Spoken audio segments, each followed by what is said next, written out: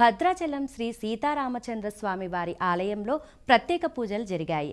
లోక కళ్యాణాన్ని కాంక్షిస్తూ రాష్ట్ర ప్రజలందరూ ఆయురారోగ్యాలు సుఖశాంతులతో వర్ధిల్లాలని అర్చకులు ప్రత్యేక పూజలు హోమాలు నిర్వహించారు. నిత్య కళ్యాణం అనంతరం ప్రధాన ఆలయంలో ధృవమూర్తులకు స్వర్ణ పుష్పార్చన నిర్వహించి ప్రత్యేక పూజలు చేశారు.